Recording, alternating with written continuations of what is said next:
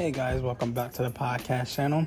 I'm back again with the second part of the PS5 and the Xbox Asus ROG Rikishi controller. Now this episode is going to be talking about the Xbox Asus controller Pro. I also got this controller from Best Buy at the same time as I got the PS5 Pro Victrix.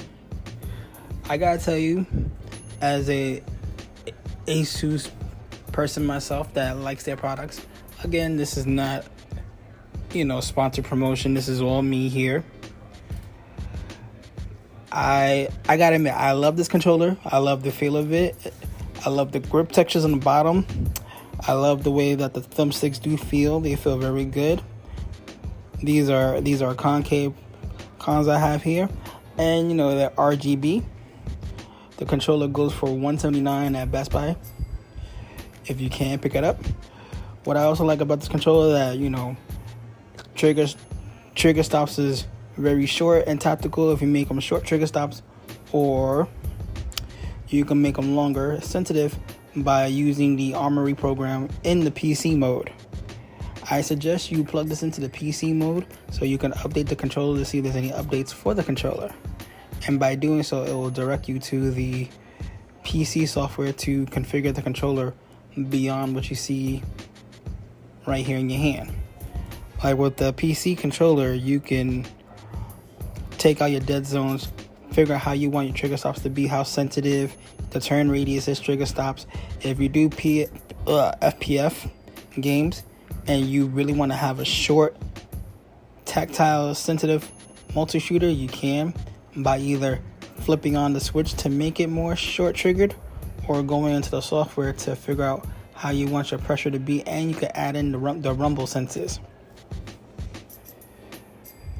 But I suggest that when you do racing games and stuff, go take out your trigger stops and make them long for press down, because when you're driving and you add the pressure sense feedback in the software, you can feel the tactile of the road. I love the fact that it's RGB. For those that know me, I have two Razer controllers, both Wolverine 1 and 2, that are RGB. This is my first Asus controller from Xbox that is RGB. I do like the fact that it's RGB on one side and it goes down the other down the corner. The only thing that I do wish that it should have been RGB on the left side of the controller. I do like the way that the thumbsticks feel. They feel really good. Feels natural, just like a typical Xbox would feel. But I do love the OLED screen on this thing. The OLED on here is nice and good. It comes in clear. It does its animations really well. But I definitely use it more for Call of Duty,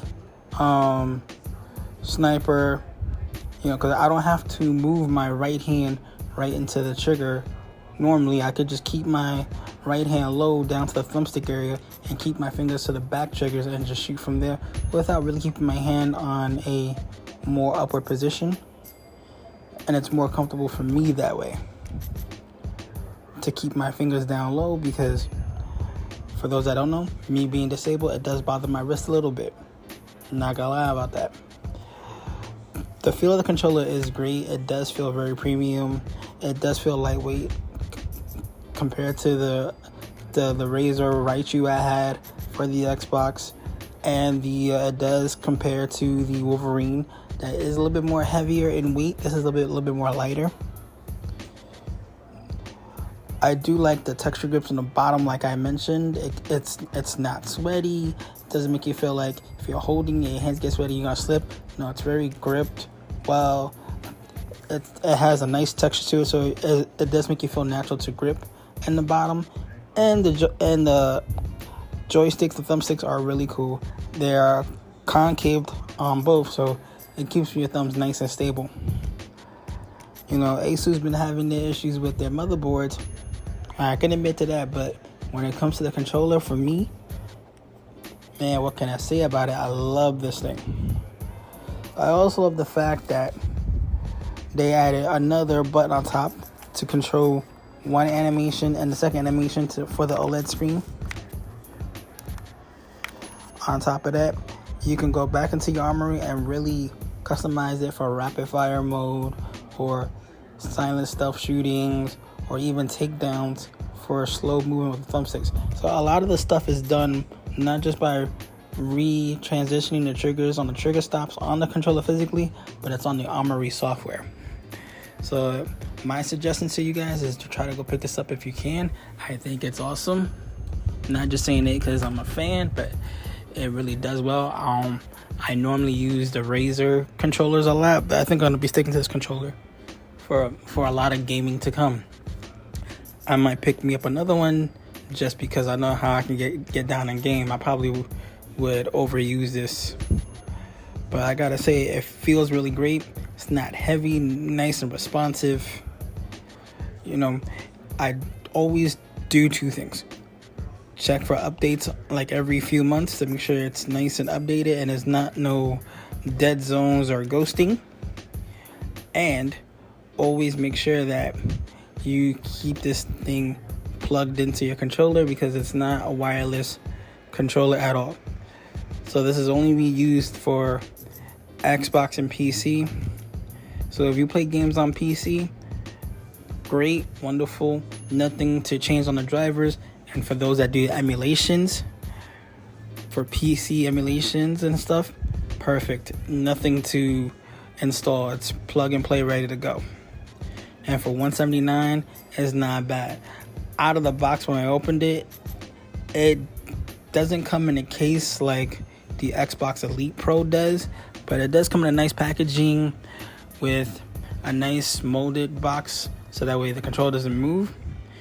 And you also get the braided cable. That's about it, but the triggers feel nice.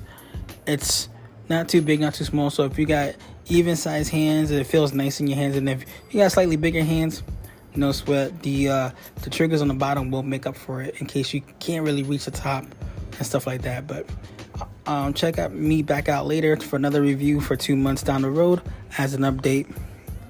Gotta say, Asus did their thing as a controller. This might be my baby for going forward for the Xbox use.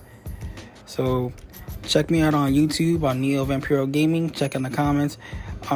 TikTok for Jason Neo Vampiro Gaming. Let me know what you guys think if you got the controllers yourself, and let me know what kind of controllers you like. But as of right now, watch out for part 2 because I will be doing an update for down the road and see how I feel about the controllers then. Until then, guys, stay safe, stay extreme. For the moment, guys, I'm out of here. Have a good one.